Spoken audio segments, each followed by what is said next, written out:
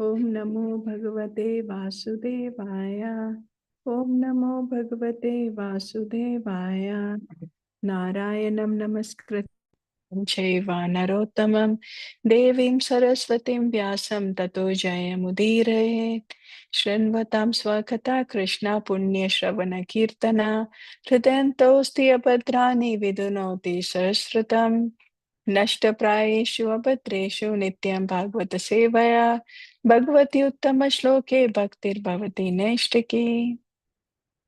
Reading from Srimad Bhagavatam.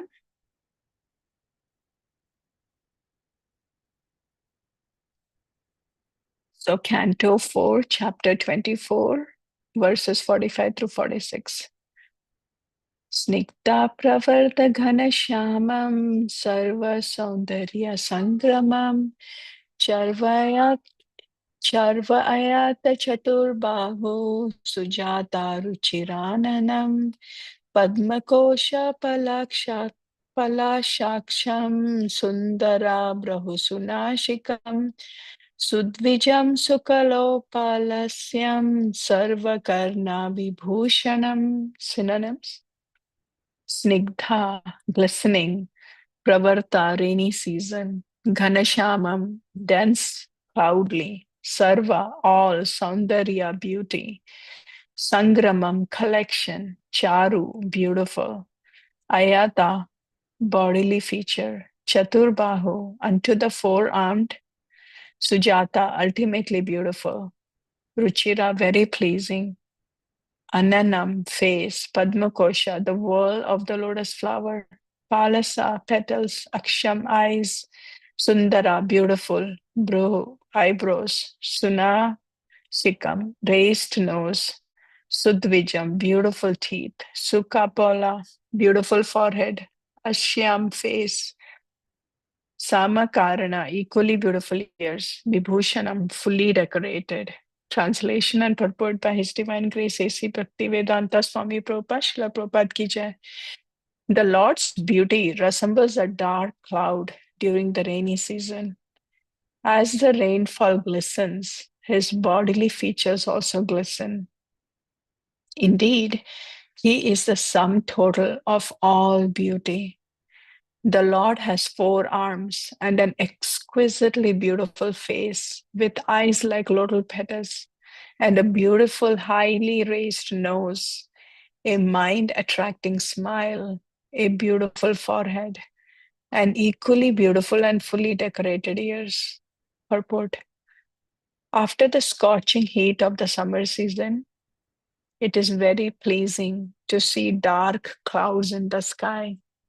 As confirmed in Brahma Samhita, Bharhavatamasittam Buddha Sundarangam. The Lord wears a peacock feather in his hair, and his bodily complexion is just like a blackish cloud. The word Sundara or Snigdha means very pleasing. Kandarpakoti Kamaniya, Krishna's beauty is so pleasing that not even millions upon millions of cupids can compare to it. The Lord's form as Vishnu is decorated in all opulence. Therefore, Lord Shiva is trying to see that most opulent form of Narayana or Vishnu. Generally, the worship of the Lord begins with the worship of Narayana or Vishnu, whereas the worship of Lord Krishna and Radha is most confidential. Lord Narayana is worshipable by the Pancharatrika Vidhi or regulative principles, whereas Lord Krishna is worshipable by the Bhagavata Vidhi. No one can worship the Lord in the Bhagavata Vidhi without going through the regulations of the Pancharatrika Vidhi. Actually, neophyte devotees worship the Lord according to the Pancharatrika Vidhi or the regulative principles enjoined in the Narada Pancharatra. Radha Krishna cannot be approached by the neophyte devotees.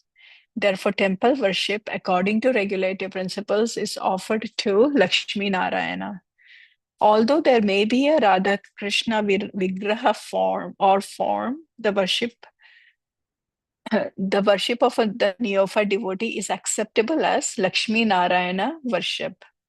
Worship according to the Pancharatrika Vidhi is called Vidhi Marg, and worship according to the Bhagavata Vidhi principles is called Raga Marg. The principles of Raga Marg are especially meant for devotees who are elevated to the Vrindavan platform. The inhabitants of Vrindavan, the gopis, Mother Yashoda, Nanda Maharaj, the cowherd boys, the cows, and anyone else are actually on the Raga Marg or Bhagavata Marg platform. They participate in 5 basic rasas: Dasya, Sakhya, Vatsalya, Madhurya, and Shanta. But although these 5 rasas are found in the Bhagavad Marg, the Bhagavad Marg is especially meant for Vatsalya and Madhurya, or parental and conjugal relationships. Yet there is the Vipralamba Sakhya, the higher fraternal worship of the Lord, especially enjoyed by the cowherd boys. Although there is friendship between Krishna and the cowherd boys, the friendship is different from the Aishwarya friendship between Krishna and Arjuna. When Arjuna saw the Vishwaroop, the gigantic universal form of the Lord, he was afraid for having treated Krishna as an ordinary friend. Therefore, he begged Krishna's pardon. However, the cowherd boys who are friends of Krishna in Vrindavan sometimes ride on the shoulders of Krishna. They treat Krishna equally, just as they treat one another, and they are never afraid of him, nor do they ever beg his pardon. Thus, in the Raga Marg or Bhagavata Marg, friendship exists on a higher platform with Krishna, namely the platform of Vishramba friendship. Parental friendship, parental service, and conjugal service are visible in the Vrindavan Raga Marga relationships. Without serving Krishna according to the Vidhi Marg, regulative principles of the Pancharatrika Vidhi, unscrupulous persons want to jump immediately to the Raga Marga principles. Such persons are called Sahajiya. There are also demons who enjoy depicting Krishna and his pastimes with the gopis, taking advantage of Krishna by their licentious character. These demons who print books and write lyrics on the Raga Marga principles are surely on the way to hell. Unfortunately, they lead others down with them. Devotees in Krishna consciousness should be very careful to avoid such demons. One should strictly follow the Vidhi Marg, regulative principles in the worship of Lakshmi Narayana, although the Lord is present in the temple as Radha Krishna. Radha Krishna includes Lakshmi Narayana. Therefore, when one worships the Lord according to the regulative principles, the Lord accepts the service in the role of Lakshmi Narayana. In the Nectar of Devotion, full instructions are given about the Vidhi Marg worship of Radha Krishna or Lakshmi Narayana. Although there are 64 kinds of offenses one can commit in Vidhi Marg worship, in Raga Marg worship, there is no consideration of such offenses because the devotees on that platform are very much elevated and there is no question of offense. But if we do not follow the regulative principles on the Vidhi Marg platform and keep our eyes trained to spot offenses, we will not make progress. In his description of Krishna's beauty, Lord Shiva uses the word Charvayata Chaturbahu Sujata Ruchirananam, indicating the beautiful four-armed form of Narayana or Vishnu. Those who worship Lord Krishna describe him as Sujata Ruchirananam. In the Vishnu Tattva, there are hundreds and thousands and millions of forms of Supreme Lord. Sorry, but all these forms, the form of Krishna is the most beautiful. Thus, for those who worship Krishna, the word Sujata Ruchirananam is used. The 4 arms of Lord Vishnu have different purposes. The hands holding a lotus flower and conch shell are meant for the devotees, whereas the other 2 hands holding a disc and mace or club are meant for the demons. Actually, all of the Lord's arms are auspicious, whether they are holding conch shell and flowers or clubs and disc. The demons killed by Lord Vishnu's chakra disc and club are elevated to the spiritual world, just like the devotees who are protected by the hands holding the lotus flower and conch shell. However, the demons who are elevated to the spiritual world are situated in the impersonal Brahman effulgence, whereas the devotees who are allowed to enter into the devotees are allowed to enter into the Vaikuntha planets. Those who are devotees of Lord Krishna are immediately elevated to Goloka Vrindavan planet. The Lord's beauty is compared to rainfall because when the rain falls in the rainy season, it becomes more and more pleasing to the people. After the scorching heat of the summer season, the people enjoy the rainy season very much. Indeed, they even come out of their doors in the villages and enjoy the rainfall directly. Thus, the Lord's bodily features are compared to the clouds of the rainy season. The devotees enjoy the Lord's beauty because it is a collection of all kinds of beauties. Therefore, the word Sarva Saundarya Sangramam is used. No one can say that the body of the Lord is wanting in beautiful parts. It is completely Purnam. Everything is complete: God's creation, God's beauty, and God's bodily feature. All these are so complete that all one's desires can become fully satisfied when one sees the beauty of the Lord. The word Sarva Saundarya indicates that there are different types of beauties in the material and spiritual worlds, and that the Lord contains all of them. Both materialists and spiritualists can enjoy the beauty of the Lord.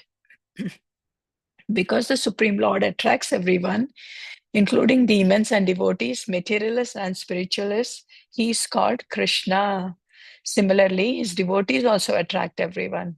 As mentioned in the Sad Goswami Stotra, Dhira Dhira Jana Priyo. The Goswamis are equally dear to the Dhira, devotees, and Adhira, demons.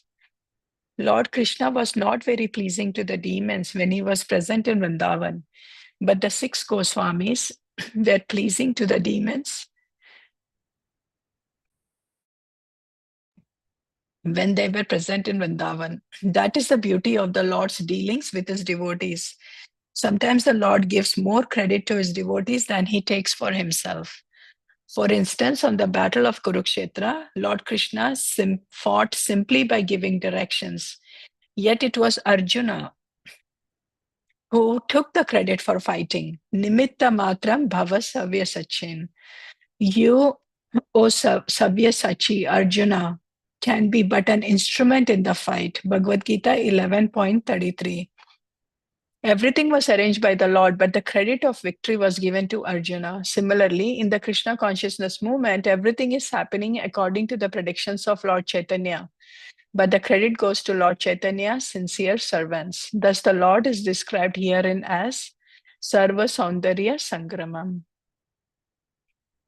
Nama Om Vishnu Padaya Krishna Prastaya Bhutale Srimate Bhakti Vedanta Swami Niti Namine Namaste Saraswati Deve Gauravani Pracharine Nirvishesha Shunyavadi Paschatya Deshatarine Jai Shri Krishna Chaitanya Prabhu Nityananda Shri Advaita Gadadhara Shivasadi Gaura Bhakta Vrinda Hare Krishna Krishna Krishna Hare Hare Hare Ram Ram Ram Hare Hare. Hare Krishna. Good morning, dear devotees. Thank you so much for giving me this opportunity to read from Srimad Bhagavatam, this beautiful verse this morning. And please forgive me for any of my misinterpretations while speaking. This verse is actually the highlighting Krishna's beauty. That's really what it is. This really beautiful verse explaining about how Krishna is so beautiful. And again and again, Srila Prabhupada in the purport is really explaining about it, like Snigdha being glistening, and his form is like Ganashyam. That's like, imagine that the bluish form of the Lord and that too glistening, like he's so attractive. And how is it described here? It's like the four arms, Chatur Bahu, and so beautiful. And his Sujata means ultimately beautiful. So his form is like very attractive, very beautiful. And his eyes are also like the whirl of the lotus flower. That's the explanation given, like the Padma Kosha. And again, very beautiful eyebrows, very so that nose is also like a raised nose and beautiful teeth, beautiful forehead, beautiful ears, and fully decorated, attractive. So this verse is really like if we want to focus, like meditate on the beautiful form of the Lord, and this is an important verse that we could keep it in our back pocket, especially like when we are chanting and we want to focus on the beautiful form of the Lord. This verse could come in very handy. Just meditating on these words, like the words, the synonym, and the translation itself draws us toward the beautiful form of the Lord.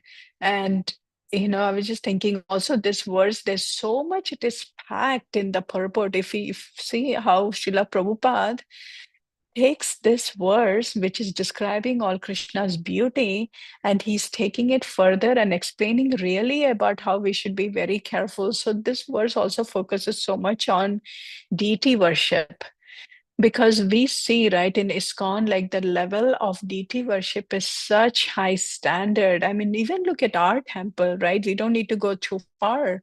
Shishi Radha Madhavari, Gaur Nitai, and Srinath Ji, right? I mean, our temple priests, Divyasham Prabhu and Lakshmi Mata Ji, they have really like elevated the standards so high with the deity worship.